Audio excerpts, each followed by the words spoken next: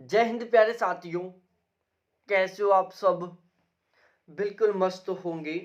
You Victor ज्ञान YouTube channel पर आप सभी का बहुत बहुत स्वागत है। तो आज की हमारी ये जो सीरीज है इसमें हम डिस्कस करने वाले हैं एक बहुत ही शानदार वाली जॉब है जिसका नाम है असिस्टेंट कमिश्नर। आपने मूवियों में बहुत सारी बार देखा होगा असिस्टेंट कमिश्नर आ रहा है, या आपने रोड पर भी बहुत सारी बार देखा होगा एक बत्ती की गाड़ी आती है जिसका जो नेम प्लेट है उसके ऊपर असिस्टेंट कमिश्नर लिखा हुआ होता है। पुलिस की गाड़ी वगैरह रहती है, साथ पुलिस बैठी हुई होती है। ठीक है, बहुत ही रुतबा रहता है असिस्टेंट कमिश्नर का। आपने मूवियों में देख लिया होगा, वहां से आपको अनुमान भी लग गया होगा, या फिर अभी कभी लाइफ में आपको असिस्टेंट कमिश्नर की जरूरत पड़ी होगी तो भी आपको पता चल गया होगा कि असिस्टेंट कमिश्नर पोस्ट का कितना जबरदस्त तरीके का रुतबा होता है। आज के मैं इस वीडियो में आपके साथ डिस्कस करने वाला हूं कि यदि आप असिस्टेंट कमिश्नर बनना चाहते हो तो उसके लिए आपको कौन सा एग्जाम देना होगा।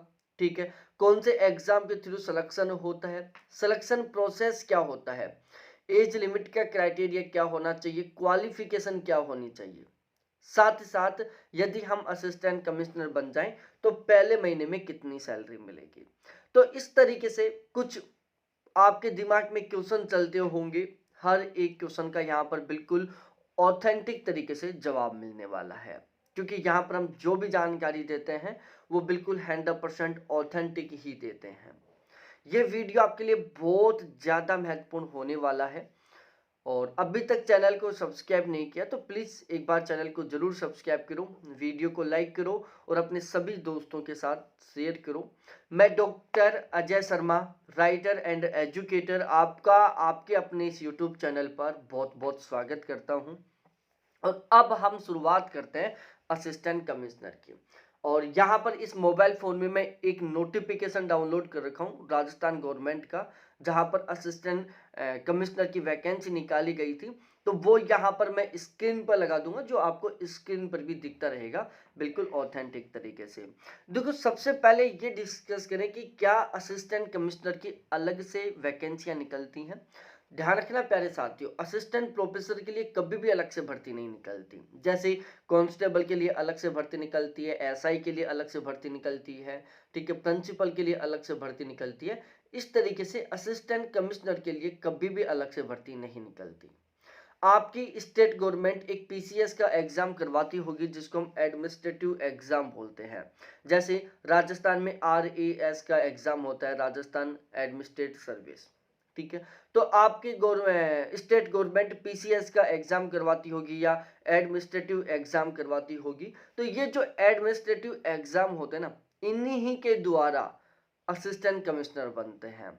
अब इनमें जो टॉप रैंक वाले होते हैं वो क्या बन जाते हैं, असिस्टेंट कमिश्नर बन जाते हैं। स्टेट गवर्नमेंट जो पीसीएस का एग्जाम करवाती है उसमें जो सबसे टॉप रैंक की जो पोस्ट होती है ना, जो लेवल 14 की होती है, वो असिस्टेंट कमिश्नर की होती है। फिर जैसे नोटिफिकेशन जारी हुआ, जैसे अब मैं आपको स्क्रीन पर दिखाऊंगा।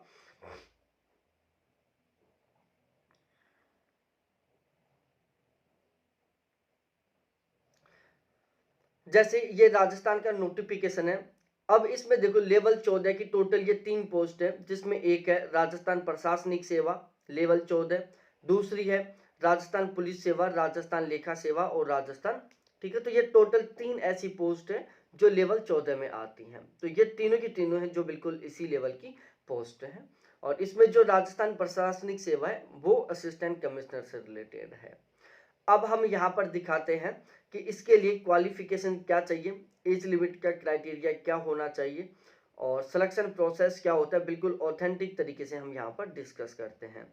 तो सबसे पहले हम यहाँ पर डिस्कस करते हैं प्यारे साथियों एज लिमिट के क्राइटेरिया के बारे में।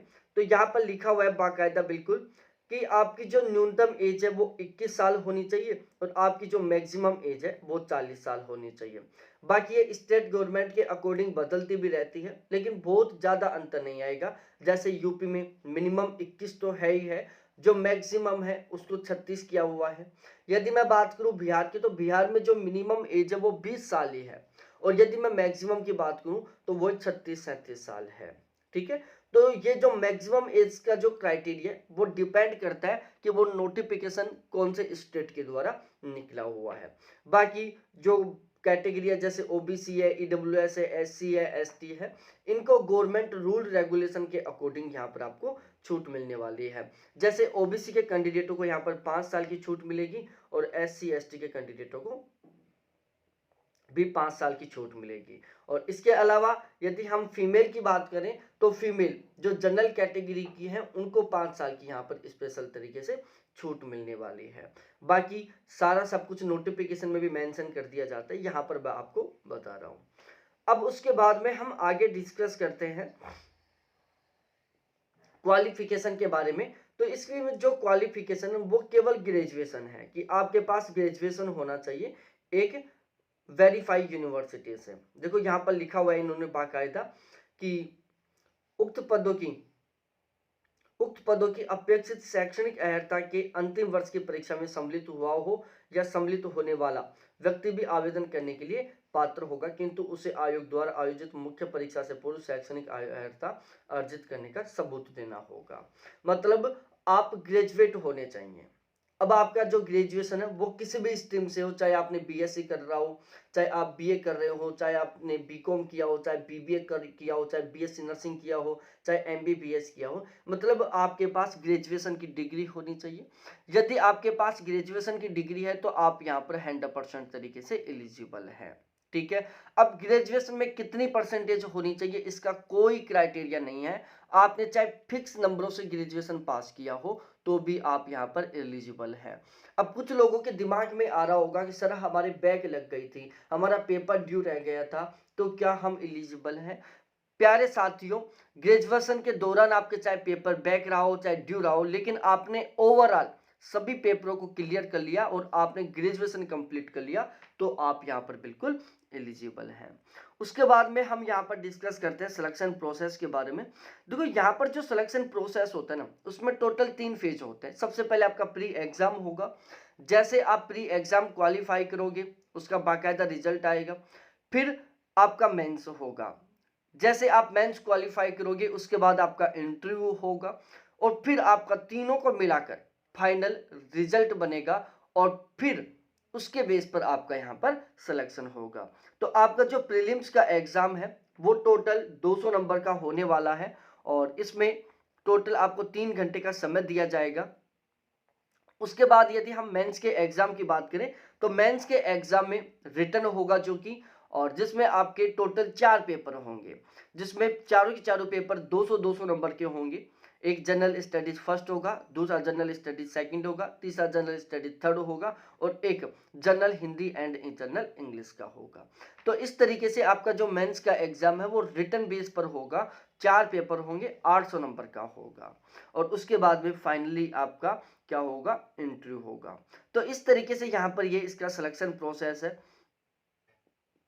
एज लिमिट का क्राइटेरिया, क्वालिफिकेशन, ये सारा सब कुछ आपको अच्छे तरीके से समझ में आ गया होगा। अब हम सबसे मेन डिस्कस करते हैं कि यहाँ पर सैलरी कितनी मिलती है। जब हम असिस्टेंट कमिश्नर बन जाएंगे तो हमें पहले महीने की सैलरी कितनी मिलेगी, वो समझाने से पहले मैं आपको कुछ इसका बेसिक समझाता हूँ। देखो जो असिस्टेंट कमिश्नर है वो ग्रेड पे 5400 की नौकरी है। पे लेवल इनका 14 होता है। मतलब स्टेट गवर्नमेंट से जितनी भी वैकेंसियां निकलती है ना, सबसे बड़े लेवल की जॉब है ये। ठीक है, इससे ऊंची कोई भी जॉब नहीं है जो स्टेट गवर्नमेंट के थ्रू वैकेंसियां निकलती हैं उनमें। ठीक है, स्टेट गवर्नमेंट के द्वारा जो वैकेंसियां निकलती है ना, उनमें सबसे बड़ी नौकरी है ये असिस्टेंट कमिश्नर की, जो लेवल 14 में आती है। ठीक है, उसके बाद में यदि हम पे बैंड के बारे में डिस्कस करें तो इनका जो पे बैंड वो 3 रहता है। पे स्केल इनका 15,600 रुपए से लेकर 39,100 रुपए तक होता है। अब हम यहाँ पर डिस्कस करते हैं इनकी पहले महीने की सैलरी के बारे में, कि जब असिस्टेंट कमिश्नर बन जाओगे तो आपको पहले महीने की सैलरी कितनी मिलेगी। प्यारे साथियों, पहले महीने का आपका जो स्टार्टिंग का बेसिक पे वो 56,100 रुपए रहने वाला है। आपको डीए मिलेगा, फिलहाल 46% मिल रहा है, तो 46% के अकॉर्डिंग 25,805 रुपए आपका डीए बच जाता है। एचआरए हमने यहाँ पर 18% कैलकुलेट किया, जो कि 18% के अकॉर्डिंग 15,147 आपका HRA बन जाएगा। ट्रांसपोर्ट अलाउंस के आपके 10,512 रुपये बन जाएंगे। DA ऑन TA के आपके 4,835 रुपये बन जाएंगे और अदर अलाउंस के तौर पर आपको लगभग 5,000 रुपये मिलेंगे, जिसमें छोटे छोटे बहुत सारे अलाउंस शामिल होते हैं। अब क्या ये सैलरी सभी स्टेटों में समान होती है? देखो, लगभग बिल्कुल बराबर रहती है, थोड़ा बहुत अंतर रहता है। जैसे हम बिहार उत्तराखंड की बात करें तो वहां पर मेडिकल अलाउंस दे दिया जाता है 1,000 रुपये महीने का। तो जिन स्टेटों में मेडिकल अलाउंस मिल रहे हैं वहां पर ये मेडिकल अलाउंस भी ऐड हो जाएगा। दूसरा, डीए भी अलग अलग स्टेटों का अलग अलग रहता है, लेकिन फिलहाल में एवरेज लगाकर चले तो ज्यादातर जो स्टेट है उनका जो डीए की रेट है वो सेंट्रल गवर्नमेंट के अकॉर्डिंग ही है। बस थोड़ा सा अंतर ये है कि सेंट्रल गवर्नमेंट थोड़ा जल्दी डीए बढ़ा देती है, ठीक है, जबकि जो स्टेट गवर्नमेंट है वो थोड़ा लेट बढ़ाती हैं। जैसे सेंट्रल गवर्नमेंट ने 46% पिछले महीने से कर दिया था, लेकिन स्टेट गवर्नमेंटों ने अब भी 46 नहीं किया, अब भी 42 को ही चला रही हैं। इसके अलावा HRA, देखो HRA भी डिपेंड करता है स्टेट वाइज, ठीक है। HRA डिपेंड करता है एक तो स्टेट वाइज, दूसरा आपकी जॉब लोकेशन क्या है। तो कभी भी असिस्टेंट कमिश्नर की जो जॉब है वो गांव में नहीं रहने वाली, तो यहाँ पर जो 9% का जो HRA का क्राइटेरिया वो तो आपके ऊपर कभी लागू होने वाला ही नहीं है। बाकी या तो आप 18% वाले एरिया में जॉब करोगे या फिर 27% वाले एरिया में जॉब करोगे। तो इस तरीके से स्टेट वाइज तरीके से जो सैलरी में अंतर होगा ना, या तो मेडिकल अलाउंस को लेकर रहेगा, या डीए को लेकर रहेगा, या फिर HRA को लेकर रहेगा। बाकी बेसिक पे transport allowance, DA on tier, other allowance ये बिल्कुल सेम मिलेंगे। उसके बाद में हम डिडक्शन के बारे में बात करें तो आपका एनपीएस में 8,190 रुपये कट जाएंगे, CGGIS के 210 रुपये कट जाएंगे। जिन स्टेटों में मेडिकल अलाउंस मिल रहा है वहां पर ये 210 रुपये नहीं कटेंगे, ठीक है। और जहां पर मेडिकल अलाउंस नहीं मिलता है तो वहां पर मेडिकल फैसिलिटी प्रोवाइड करवाने के लिए महीने का 210 रुपये डिडक्ट कर लेते हैं। इनकम टैक्स के आपके 8,530 रुपये कटेंगे। तो इस तरीके से ये आपकी पहले महीने की सैलरी बनकर आएगी। अब हम सबसे मेन टॉपिक पर डिस्कस करते हैं कि आपकी पहले महीने की नेट सैलरी कितनी बनेगी जो आपके अकाउंट में ट्रांसफर होगी। अभी तक आपने चैनल को सब्सक्राइब नहीं किया तो प्लीज चैनल को जरूर सब्सक्राइब करें। कोई डाउट हो, कोई कंफ्यूजन हो तो आप जरूर क्लियर करें। और आप चाहते हो कि मैं इसी तरीके से किसी दूसरे टॉपिक पर वीडियो बनाऊं तो आप कमेंट सेक्शन में कमेंट करके जरूर बताएं। तो असिस्टेंट कमिश्नर की जो पहले महीने की ग्रोस सैलरी है वो बनती है लगभग 1,17,339 रुपए, और इनको पहले महीने में नेट अमाउंट मिलता है प्यारे साथियों 1,01,009 रुपए, ठीक है। तो यदि आप असिस्टेंट कमिश्नर बनोगे तो आपकी पहले महीने की इन हैंड जो सैलरी है वो कम से कम 1,01,000 रुपए रहने वाली है, बाकी इससे ज्यादा ही रहेगी। तो इस तरीके से ये एक कंप्लीट वीडियो था जिसमें हमने बिल्कुल ऑथेंटिक तरीके से आपको कंप्लीट जानकारी देने की कोशिश की है। बहुत बहुत धन्यवाद आप सभी को देखने के लिए। थैंक्स बाय मेरे प्यारे साथियों। चैनल को सब्सक्राइब नहीं किया तो सब्सक्राइब करो, वीडियो को लाइक करो और दोस्तों के साथ जरूर शेयर करो।